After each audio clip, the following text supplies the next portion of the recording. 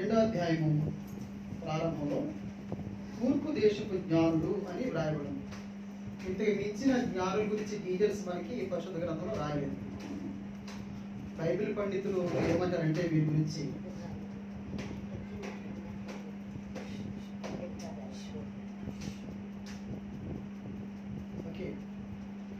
వీరు ఈ జ్ఞానులకి వీళ్ళు యూద మత సంప్రదాయానికి చెందిన వారు కాదు, యూదులు కాదు, యూదేతరులు. వీళ్ళు ఎక్కడ ఉండేవారు?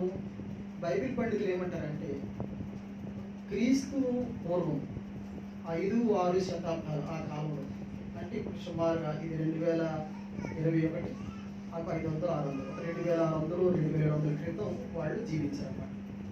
వీళ్ళ గురించిన ప్రస్తావన మనకి దానియేలు గ్రంథంలో ఉంటుంది. దానియేలు గ్రంథం 9వ అధ్యాయంలో ఉంటాయి. వాళ్ళ యొక్క అండర్స్టాండింగ్, వాళ్ళ యొక్క చదువులు, వాళ్ళ యొక్క ప్రొఫెషన్, ఇవన్నీ మనకి తెలుస్తాయి.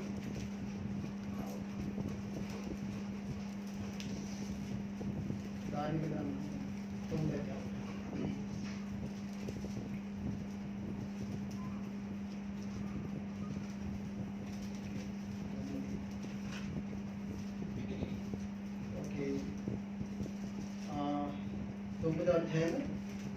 తొమ్మిదో అధ్యాయంలో దానియేలుకి కలిగిన ఆయన రివిలేషన్స్ కనిపిస్తాయి మనకి.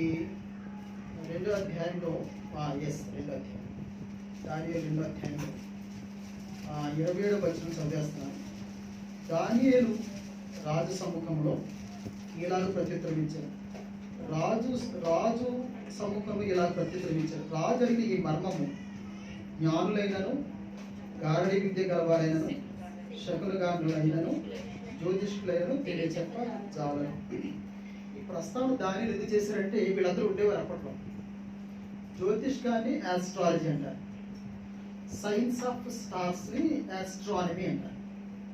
సో ఆస్ట్రాలజీ అంటే జ్యోతిష్, ఆస్ట్రానమీ అంటే సైన్స్ ఆఫ్ స్టార్స్, ప్లానెట్స్, వీటి గురించిన సైన్స్ ని ఆస్ట్రానమీ అంటారు. ఈ రెండు కాకుండా మ్యాజిక్ అనే దాన్ని సూడో సైన్స్ అని, సైన్స్లో సూత్రాలను తీసుకొని ప్రజలకి భ్రమం పుట్టించేలాగా వాళ్ళు ప్రవర్తిస్తారు అన్నమాట. సో అది సూడో సైన్స్, అది గాడి విద్య. సో ఇలాంటి వారు అప్పట్లో రాజాస్థానం ఉండేవారు. దీంట్లో ఎంత నాలెడ్జ్ ఉంటే కనుక వాళ్ళకి అంత పలుకుబడి ఉండేది రాజాస్థానం. అంతేకాకుండా రాజులకి కూడా ఈ విషయాల మీద కొంత అవగాహన ఉండాల్సిన అవసరం ఉండేది అన్నమాట. సో అయితే ఆస్ట్రాలజీ కానీ మ్యాజిక్ కానీ మనకి పరిశుద్ధ గ్రంథంలో నిషేధించబడిన సబ్జెక్ట్స్.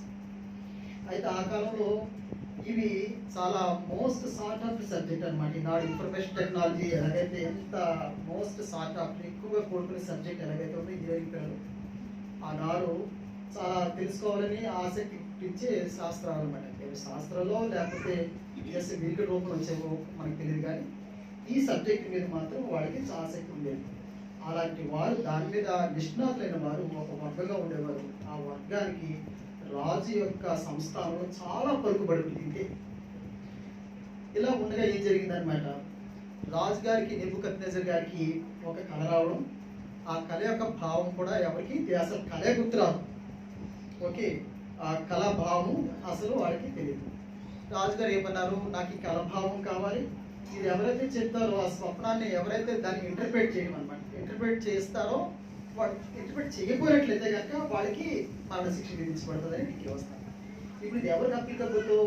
ఇదిగో వీళ్ళందరూ ఉన్నారు కదా, ఇక్కడ లిస్ట్ ఉంది కదా, గాడి విద్య వాళ్ళు, జ్యోతిష్కులు, వీళ్ళందరికీ వర్తిస్తారు అన్నమాట. వీళ్ళందరూ చెప్పాలి ఈ స్వప్నానికి సంబంధించిన భావాన్ని చెప్పడానికి వీళ్ళందరూ చేయాలి. చెప్పకపోతే ఏమవుతుందన్నమాట, వాడికి మరణశిక్ష వస్తుంది. ఇలాంటి పరిస్థితుల్లో దానియేలు గురించి రాజుకు తెలియడం, ఓకే, దానియేలు దీన్ని ఇంటర్ప్రిట్ చేయడం, స్వప్నాన్ని యొక్క భావాన్ని తెలియచేయడం, దేవుడు ఇచ్చిన శక్తిని బట్టి, దేవుడు ఇచ్చిన రివిలేషన్ బట్టి ఆయన చేయలేదు. దానివల్ల ఏం జరిగిందనమాట, వీళ్ళందరూ సేవ్ అయ్యారు. నేను చెప్పాల్సింది, ఈ గాఢ విద్యలు కానివ్వండి, ఆస్ట్రాలజిస్టులు కానివ్వండి, ఈ మెజిషియన్స్ కానివ్వండి, వీళ్ళందరూ ఏమైనారనమాట, అల్టిమేట్గా వాళ్ళు రక్షింపబడ్డారు. ఒకే ఒక్క వ్యక్తి దేవునికి అచంచల విశ్వాసం ఉన్న వ్యక్తి వల్ల వాళ్ళందరూ రక్షింపబడ్డారు. ఇప్పుడు వీళ్ళందరూ రక్షింపబడ్డాన్ని ఏమైందనమాట, ఇప్పుడు వాళ్ళందరికీ దానియేలుకి అపారమైన గౌరవం ఏర్పడింది. దానియేలు మీద, దానియేలు పూజించే దేవుని మీద అపారమైన గౌరవం. ఆ గౌరవంతో భయభక్తితో ఏం చేశారనమాట, దానియేలు పూజించే దేవుని గురించి తెలుసుకోవడానికి కూడా ఆసక్తి. దానియేలు చదివే పరిశుద్ధ లేఖనాలు వాడపరచడం ప్రారంభించారు. సో వాడికి సంఖ్యాకాండం తెలుసు, ఓకే, దానియేలు గురించి తెలుసు, ఓకే, మిగతా గ్రంథకర్తలు యెషయా గురించి తెలుసు, యెషయా గ్రంథం చదివారు, మీకా గ్రంథం చదివారు, ఇంకా ఇలాంటి గ్రంథాలు యేసు ప్రభువారి గురించి కానీ ఏవైతే ఉన్నాయో ఆ గ్రంథాలని బాగా చదివారు. ఓకే, ఇప్పుడు వాడు చదివిన దానికి ఏ సమాజం నుంచి అయితే ప్రవక్తలు వచ్చారు, అంటే ఏ ఇశ్రాయేలు సమాజం నుంచి ప్రవక్తలు అయితే వచ్చారు, ముఖ్యంగా ముందు ఇశ్రాయేల్ దృష్టిలో పెట్టుకుని తర్వాత సర్వ మానవాళి వరకు ఎవరైతే ప్రవచించారో ఆ ప్రవచనాలు స్వంత సమాజంలో పెద్దలే చదవలేదు. అలాగా చదువుంటే కనుక ఇక్కడ ఉండే పరిస్థితి వచ్చేది కాదు. ఏ పరిస్థితి అది? మత్తయి సువార్త 2వ అధ్యాయంలో పరిస్థితి వచ్చేది కాదు. ఏంటా పరిస్థితి ఏంటనమాట, రాజైన హేరోదు దినములందు యోదయ దేశపు బెత్లెహేములో యేసు పుట్టిన పిమ్మట ఇదిగో తూర్పు దేశపు జ్ఞానులు యెరూషలేమునకు వచ్చి యూదుల రాజుగా పుట్టినవాడు ఎక్కడ ఉన్నాడు. యూదుల రాజు మనకి సంఖ్యాకాండంలో స్పష్టంగా దాని గురించి ఉంటుంది. 24వ అధ్యాయంలో యూదుల రాజుగా పుట్టినవాడు ఎక్కడ ఉన్నాడు. తూర్పు దిక్కున మేము ఆయన నక్షత్రమును చూసి ఆయనను పూజింపవచ్చితమని చెప్పి హేరోదు రాజు ఈ సంగతి విన్నప్పుడు అతనితో కూడా యెరూషలేము వారందరూ కలవరపడి దేవర్ ట్రబుల్డ్. ఇంగ్లీష్లో ట్రబుల్. ఎందుకు ట్రబుల్ అవ్వాలండి యెరూషలేము పెద్దలు? ఆ సిటీలో ఉన్న వాళ్ళందరూ ఎందుకు ట్రబుల్ పడాలి? ఒక్కసారి దీని గురించి ఆలోచించాలి కదా. ఏ రోజు వెంటనే వాళ్ళందరూ సమావేశపరిచి ఏంటిది వీళ్ళు ఎవరో వచ్చేలాగా నాకు వ్యతిరేకంగా నేను ఇక్కడ రాజు ఉంటే మరి నాకు కూడా ఒక రాజు వస్తున్నారా ఏంటి అసలు తెలుసుకోవడానికి అడిగేవారు. వీళ్ళు ఎందుకు మౌనం ఉన్నారు? ఎందుకున్నారు అట్లా? ఎందుకున్నారంటే పరిశుద్ధ లేఖనాన్ని సీరియస్గా తీసుకోరండి. ఇదే పరిస్థితి నాడు చాలా సంఘంలో పరిశుద్ధ లేఖనాన్ని సీరియస్ తీసుకోలేదు. వాళ్ళు ఆస్ట్రాలజిస్టులు అయినా యోధా కమ్యూనిటీ చెందిన వారు కానప్పటికీ పరిశుద్ధ లేఖనాన్ని చాలా సీరియస్ స్టడీ చేస్తారు.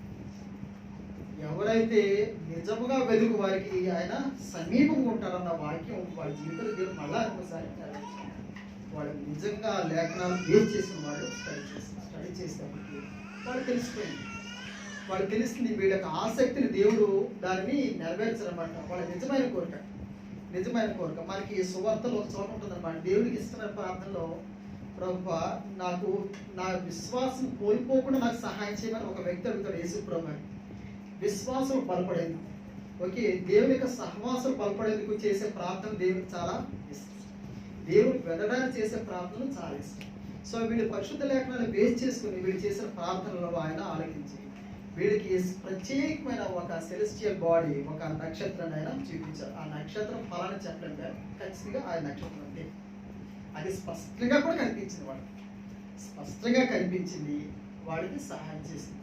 ఓకే, సో నేను ఇప్పుడు చెప్పాల్సిన పాయింట్ ఏంటంటే పరిశుద్ధ లేఖనాన్ని చాలా సీరియస్గా తీసుకోవాలన్నమాట. నాట్ ఓన్లీ సీరియస్గా తీసుకోవడం, రెండోది ఏంటంటే కుటుంబ సభ్యులతో కానీ సంఘ బిడ్డలతో కానీ స్పష్టంగా దాన్ని స్టడీ చేసి మన దేవుడు మనకు రివీల్ చేసిన దాన్ని పంచుకోవాలి.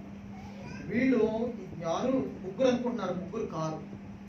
మొత్తం సిటీ అంతా కలవరపడాలంటే ముగ్గురు వచ్చి బాబు ఇలాగా యూదుల రాజు అని ఎవరో పుడతారట, మాకేమి ఇలాగా మాకు ఈ రకంగా మాకు ఇలాగా అంతరిక్షంలో కొన్ని ప్రత్యేక గుర్తులు కనిపించాయి మాకు. ఇదిగో పరిశుద్ధ లేఖనాల ప్రకారం ఇదిగో దానియేలు 9వ అధ్యాయంలో ఉంటుందన్నమాట. ఈ టైమింగ్ దానియేలు 9వ గ్రంథాలు ప్రజలు చెప్పడానికి వీలుపడదు. 9వ అధ్యాయంలో యేసు ప్రభువులు ఎప్పుడు పుడతారో అన్న దానికి ఆ టైమింగ్ అందులో ఉంటుంది. అది కోడ్ రూపంలో ఉంటుంది అన్నమాట. అది నిదానంగా ఎప్పుడన్నా ఆత్మీయతవి గారు చెప్తారు, ప్రజలు చెప్పడానికి వీలుపడదు. సో వీటన్నిటిని చదువుకున్న తర్వాత ఇదిగో దేవుడు ఇచ్చిన ఈ అంతరిక్షం ఈ అద్భుతాన్ని బట్టి ఖచ్చితంగా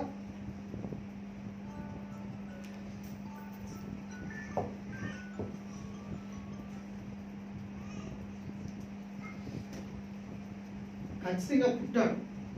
ఆయన ఎక్కడున్నారని ఒకరిద్దరు అడిగితే కనుక అంత సమస్య ఉండేది కాదు. వీడు ఒకరిద్దరు కాదు. మనకి పెయింటింగ్స్లో కానీ గ్రీటింగ్స్లో కానీ ఏం కనిపిస్తాయంటే 3 గుంటలు 3 రొట్టెల మీద ముగ్గురు, వాళ్ళు బంగారము వెండి సాంబ్రాణి గోడమ అని ఉంటుంది. అది అలా కాదు. జ్ఞానులు ఒక గ్రూప్ అన్నమాట, ఒక సమూహం. అది ఆ ఆ సమూహం అందరూ వాళ్ళు వాళ్ళు వాళ్ళ యొక్క పలుకుబడినంత ఉపయోగించి ఖచ్చితంగా ఈ గొప్ప వ్యక్తిని దర్శించాలని వాళ్ళు చాలా ఏర్పాట్లు చేసుకున్నారు. చాలా ఏర్పాటు చేసుకుని ఒకేసారి సిటీలోకి ఎంటర్ అయ్యి ఒక రాజు గురించి ఎంక్వైరీ చేస్తే వాళ్ళందరికీ ఆశ్చర్యం ఉందన్నమాట. ఇదేంటి ఇంతమంది గొప్ప గొప్ప వ్యక్తులు ఎక్కడెక్కడి నుంచో పూర్తి దేశంలో వచ్చి ఎంక్వైరీ చేస్తారని అప్పుడు వాళ్ళకి కలవరపాటు వచ్చింది. సో వీళ్ళు అర్పించిన ఈ గిఫ్ట్స్ అన్నింటిని మనం క్లాసిఫై చేస్తే కనుక 3 వర్గాలు అన్నమాట. ఒకటి బంగారము, 2 సాంబ్రాణి, గోడబోతుంది. అంతేగాని ఆ మూడింటిని బట్టి 3 వ్యక్తులు కాదు, చాలా మంది వచ్చారు. బైబిల్ పండితుల ప్రకారం చాలా మంది వచ్చారంట. ఈ చాలా మంది వచ్చి ఒక రాజు గురించి అడిగితే హేరోదు రాజు కూడా కంగారు. అప్పుడు ఆయన ఈ ధర్మశాస్త్ర పండితులు పిలిపించి అడిగారు అనమాట. అడిగేటప్పటికి స్పష్టమైన మనకి వాళ్ళకి ఆన్సర్ దొరికేసింది. ఆ మేఘ గ్రంథం 5వ అధ్యాయం 2వ వచనం ఉన్నట్టు ఇక్కడ మత్తయ్య గారు కూడా దాన్నే రెఫర్ చేస్తూ మాట్లాడారు. యోధా దేశం బెత్లెహేమ, నీవు యూదా ప్రధానులు ఎంత మాత్రం అల్పమైన దానం కావు, ఇశ్రాయేలు నా ప్రజలను పరిపాలించే పద్ధతిలో నుండి వచ్చు. సో మనము ఇంతవరకు మనం అర్థం చేసుకోవాల్సిన విషయం ఏంటంటే బేసిక్ థింగ్స్ మీద మనకి చక్కని అవగాహన ఉండాలి. క్రిస్మస్ ఎందుకు చేసుకుంటున్నాము? నంబర్ 1, క్రిస్మస్ అంటే ఏంటి? ఓకే, క్రిస్మస్ అంటే క్రీస్తు యొక్క ఆరాధన. ఎందుకు చేసుకుంటున్నాం ఆయన? అది క్రీస్తు జయంత ఏంటి? దేని గురించి చేసుకుంటున్నాం? వీటి మీద స్పష్టంగా విశ్వాసకి అందరికీ ఉండాలి. ఆ విశ్వాసం సంబంధించిన కుటుంబ సభ్యులకి అందరికీ ఉండాలి. అది లేకపోవడం బట్టి ఏం జరుగుతుంది అనమాట, ఇదిగో ఇలాంటి పరిస్థితి వస్తుంది. మనకి మలాకి గ్రంథం తర్వాత దేవుడు ఈ ప్రవక్తల ద్వారా మాట్లాడడం అనేది సైలెంట్ ఉండడం జరుగుతుంది. ఈ మలాకి గ్రంథం తర్వాత మత్తయి, లోకా సువార్తలు, ఈ సువార్త భాగం వచ్చేటప్పటికి ఒకే ఒక వ్యక్తి మనకి యేసు ప్రభువును తెలిపే వ్యక్తి ఒక యవనస్తుడు ఉన్నాడు. ఏ పేరు? ఒకే వ్యక్తి కనిపిస్తారు, ఇంకెవరు కనిపించరు. ఓకే, ఎవరు? యోహాన్, రైట్ ఆన్సర్. ఒకే ఒక వ్యక్తి కనిపిస్తారు అనమాట. ఆనాటి దేవాలయంలో కొన్ని వేల మంది యాజకులు ఉండేవారు. ఓకే, యాజకులు ఎందుకు అంతమంది కావాలంటే ఆ బలి అర్పణలు అవన్నీ చేయడానికి, ఆయన పరిచయం చేయడానికి ఒకరిద్దరు సరిపోదు. ఓకే, పెద్ద దేవాలయం, చాలా మంది ఉంటారు అనమాట. వాళ్ళందరూ ఏమైనా వాళ్ళు ఏదన్నా సంఘ బిడ్డల్ని అంటే విశ్వాసులు లేదా యోధా సమాజాన్ని వాళ్ళు ప్రిపేర్ చేశారా? ఇదిగో యోధారాజు ఒక ఆయన వస్తారు, పలానా కాలంలో వస్తారు, ఇది దానియేలు గ్రంథంలో ఇట్లా ఉంది, ఇలా వస్తారు, మనం ఆయన కొరకు ఎదురు చూడాలని ప్రిపేర్ చేసినట్టు ఎక్కడ కనిపించు. దానియేలు గ్రంథం 9వ వచనం, యెరూషలేమును మరలా కట్టింపవచ్చునని ఆజ్ఞ బయలుదేరిన సమయము మొదలుకొని అభిషక్తుడకు అధిపతి వచ్చే వరకు 7 వారములు పట్టునని స్పష్టంగా గ్రహించును. ఇవి ఈ వర్తమానం గురించి చెప్పాలి కదా, మాట్లాడుకోవాలి కదా. ఇది ఇస్రాయేల్ దేశము అది మామూలు దేశం కాదు, ప్రత్యేకించి దేవుడు ఏర్పాటు చేసుకున్న దేశం అనమాట. వాడికి రాజు ఎవరైనా న్యాయాధిపతి కానీ ఎవరు ఉండాలన్నమాట, దేవుడే ఉండాలి. కానీ దేవుడు ప్రభా మీరు వద్దు మాకు, మేము రాజులు ఏర్పాటు చేసుకుని రాజులు వాళ్ళు ఏర్పాటు చేసుకున్నారు. చేసుకున్న తర్వాత ఏమేమి బాధలు వచ్చాయో మనందరికీ తెలుసు. సో మొదటి నుంచి వాడికి ధర్మశాస్త్రం ఎట్లా ఇవ్వబడింది, దేవునితో సహవాసం ఎట్లా ఉంది, ఆయన దర్శనాలు ఎట్లా ఉండేవి, ఆయన సందేశం ఎట్లా ఉండేవని వీడికి తెలుసు. దీనిని దానియేలు గారు ఎట్లా రాస్తారో తెలుసు వాడు. ఇవన్నీ తెలిసినప్పుడు దీన్ని స్టడీ చేయాలి కదా, పరిశుద్ధ లేఖనాలని చాలా సీరియస్ తీసుకోవాలి కదా, తీసుకోలేదు. అలా తీసుకోలేని కారణంగా ఇప్పుడు ఏమొచ్చిందనమాట, వాడికి కలవరపాటు వచ్చింది. సో తీసుకున్న వాడికి పరిశుద్ధ లేఖనాలు చాలా సీరియస్ తీసుకున్న వాడికి ఏమొచ్చిందనమాట, సంతోషము సమాధానం వచ్చిందనమాట. సంతోష సమాధానం నెక్స్ట్ చూస్తాం. అందుకోసం ఏంటనమాట, కుటుంబాలుగా ఉన్న వాళ్ళు, విశ్వాసం ఉన్న వాళ్ళు ఏం చేయాలి, యేసు ప్రభువు గురించి స్పష్టత మనం వాళ్ళకి ఇవ్వాలన్నమాట.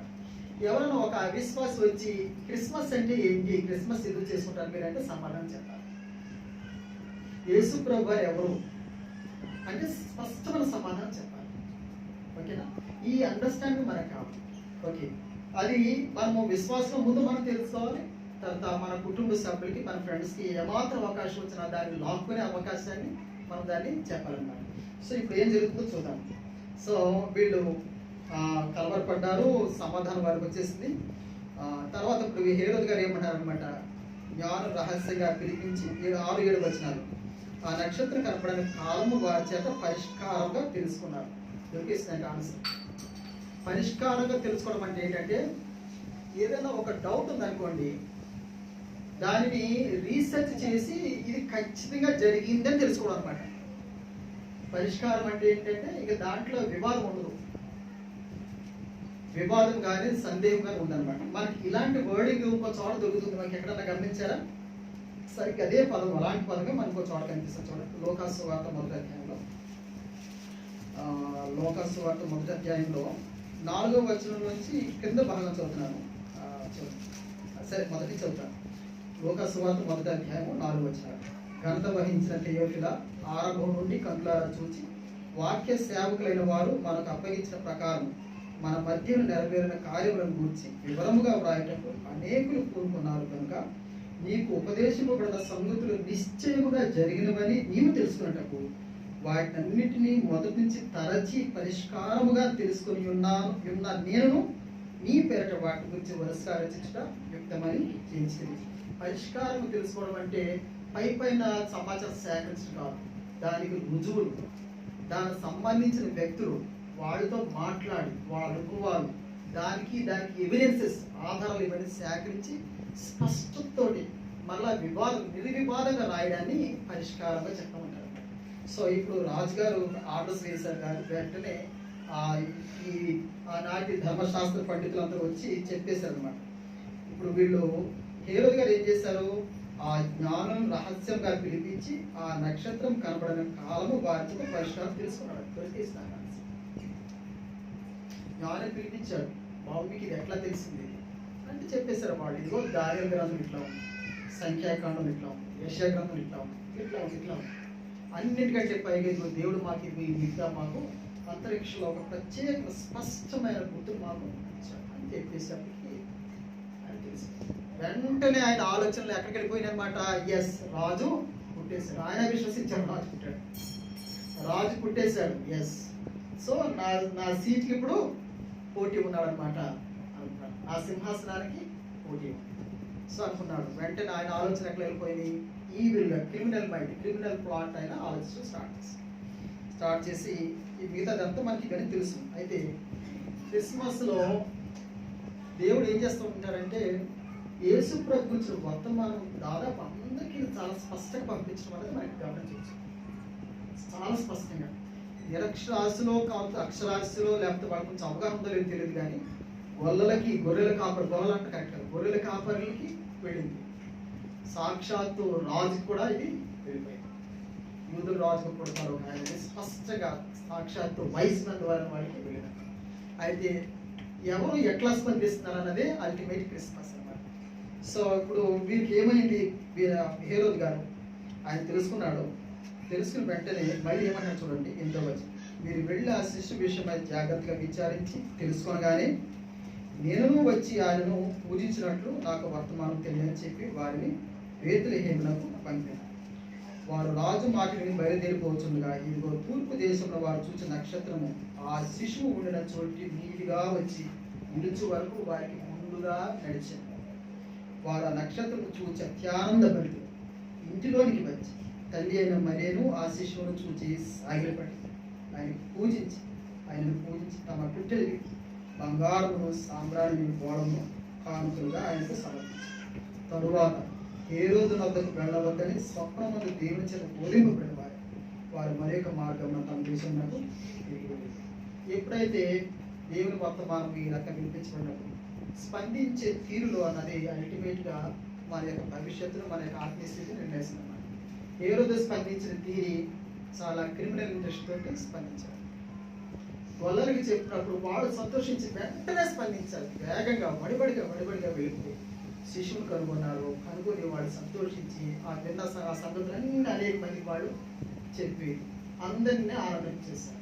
సో ఈయన ఏం చేశారనమాట, ఒక గొప్ప హత్యని ఆయన ప్లాన్ చేసుకున్నారు. ఎలా హత్య చేయాలి, చాలా ఒక క్రిమినల్ బ్రెయిన్ బాగా పనిచేస్తున్నాయి. చేసి నాకు ఆ వర్తమానం తీసుకురండి, ఆయన ఎక్కడ పుట్టాడో తీసుకురండి, నేను పూజించా వెళ్తాను. గొప్ప అబద్ధం అన్నమాట. ఓకే, సో వాక్యంలోని వాక్యం మనకు ప్రకటింపబడినప్పుడు మనం ఏ రీతిగా స్పందిస్తాం, దేవుని ఆలోచనకి దానికి తగిన రీతిలో స్పందిస్తే సంతోషము, సమాధానం ఉంటుంది. దానికి వ్యతిరేకంగా స్పందిస్తే ఏం జరుగుతుందంటే చాలా ఘోరాలు జరుగుతాయి. హేరోదు యొక్క అల్టిమేట్ యొక్క చావు చాలా ఘోరమైన హీనమైన మరణం ఆయన పొందారు. సో ఇప్పుడు మనం దీంట్లోంచి మనం కొన్ని గమనించాల్సిన విషయం ఏంటంటే అన్ని విషయాలు తెలుసుకున్నాడు. సో హేరోదికి మాత్రం ఆయనకి అటువంటి ఉద్దేశం అయితే లేదు, పూజించాలనే ఉద్దేశం లేదు. ఓకే, అది మనకి ఎట్లా తెలుస్తుంది? మనకి 16వ వచనం తెలుస్తుంది అనమాట. 14వ వచనంలో తనను అపహరించిరని హేరోదు గ్రహించి బహు ఆగ్రహము తెచ్చుకొని తాను జ్ఞానం వల్ల వివరముగా తెలుసుకున్న కాలమును బట్టి బెత్లెహేములోను దాని సకల ప్రాంతములోను 2 సంవత్సరములు మొదలుకొని తక్కువ వయసు గల మగపిల్లలందరినీ వధించాయి. ఇది మనకి అల్టిమేట్గా ఏం జరిగిందో తెలుస్తాం. ఓకే, సరే, వాక్యము దేవుని యొక్క వర్తమానము అందించబడినప్పుడు ఎట్లా స్పందిస్తున్నాం అనేది చెప్తూ నేను ఇంకో వైపు జ్ఞానులు వీరి యొక్క స్క్రిప్చర్స్ ఈ పరిశుద్ధ లేఖనాన్ని వాళ్ళు స్పష్టంగా చదివి అర్థం చేసుకుని ఎంత సీరియస్నెస్ కల్పించారంటే కొన్ని వందలు, బహుశా 100 మైళ్ళు వాళ్ళు ప్రయాణం చేశారు. ఆనాడు మనకు ఇలాంటి పోలీస్ సిస్టమ్ కానీ పెట్రోలింగ్ కానీ ఉంటుంది, మీరు వినే ఉంటారు పిల్లలు. నేషనల్ హైవేలో పెట్రోలింగ్ ఉంటుంది అనమాట. ఏదైనా వెహికల్స్ పాడైనా, ఏదైనా క్రైమ్ జరిగినా వెంటనే రావడానికి అక్కడ ఎమర్జెన్సీ నెంబర్స్ ఉంటాయి, పెట్రోలింగ్ చేస్తూ ఉంటారు అనమాట. ఆనాడు అలాంటి సిస్టమ్స్ లేవు. దారి దోపిడీలు, రోడ్లు కూడా ఎంత ఘోరం ఉండే పరిస్థితులు, రోడ్లు మంచి రోడ్లు ఉండేవి కావు. ఇలాంటి పరిస్థితుల్లో వీళ్ళందరూ బంగారాన్ని తీసుకొని ప్రెషస్ గిఫ్ట్స్ తీసుకొని వచ్చారంటే ఎంత రిస్క్, ఎంత విశ్వాసం, ఎంత చక్కని అవగాహన ఉందో వాళ్ళకి మనము దాన్ని బట్టి అర్థమవుతున్నాం.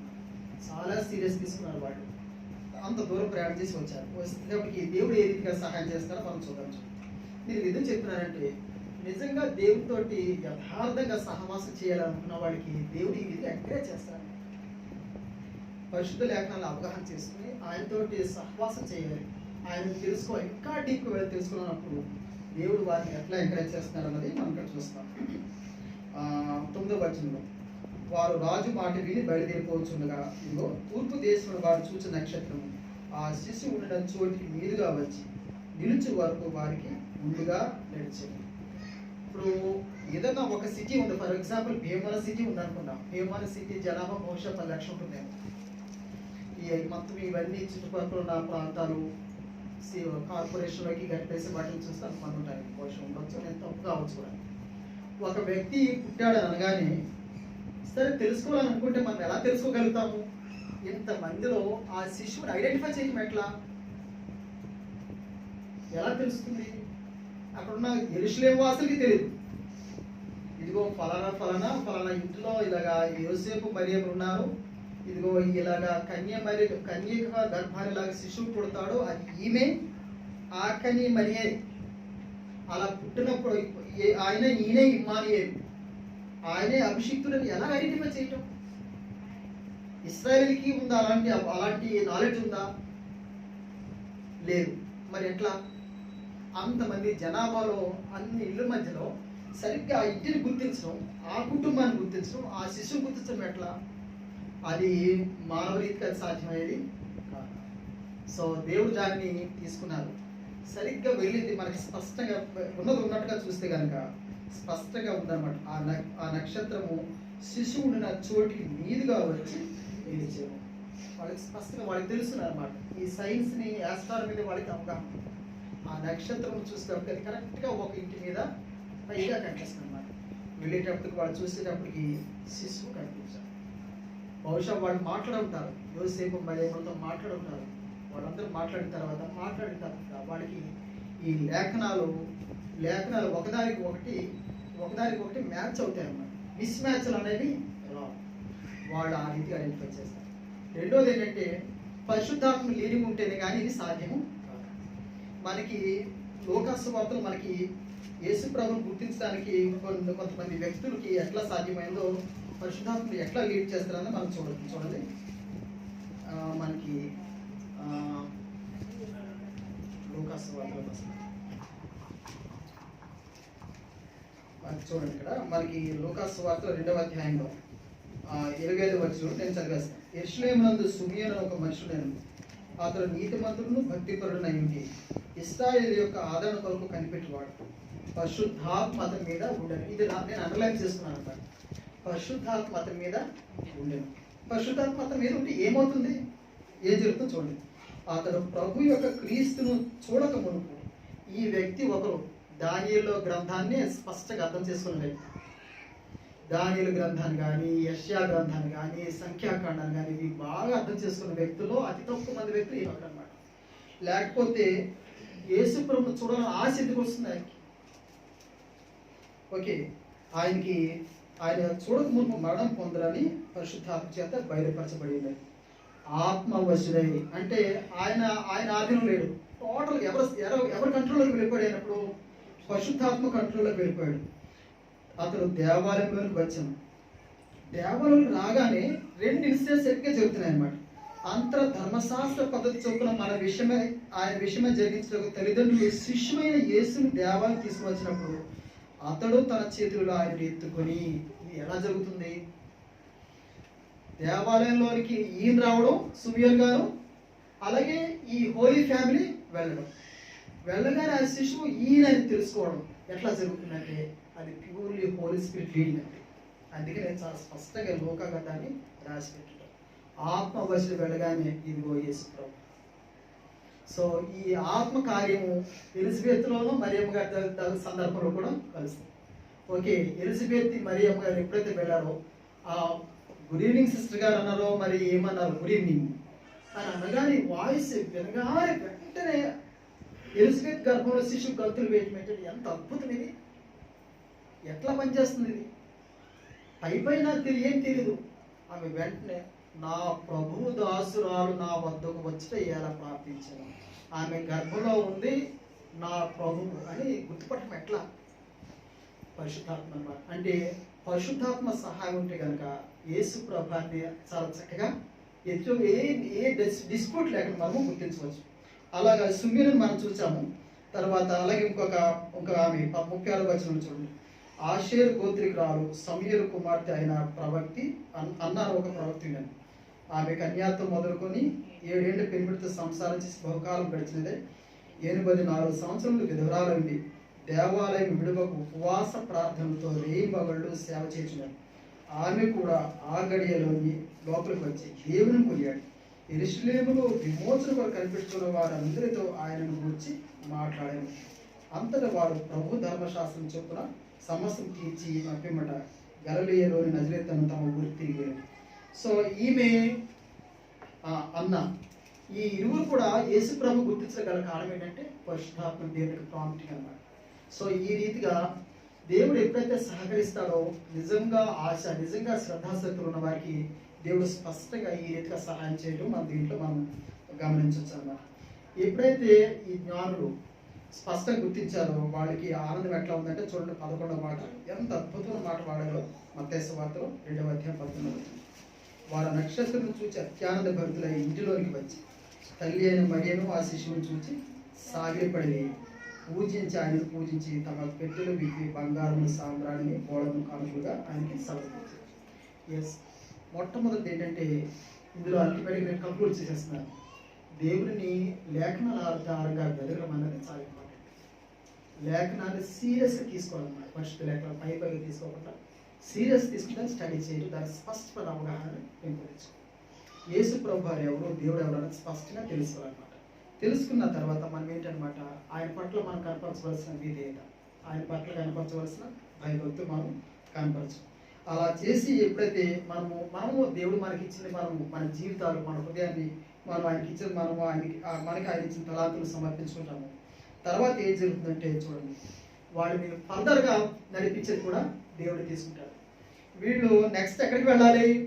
రాజుగారు ఆర్డర్స్ వేశారు కదా, మీరు ఆయన చూసి మళ్ళీ నా దగ్గరికి రండి అని రాజు ఆర్డర్స్ వేశారు. ఇంకా దాన్ని ఎవరు మార్చలేరు.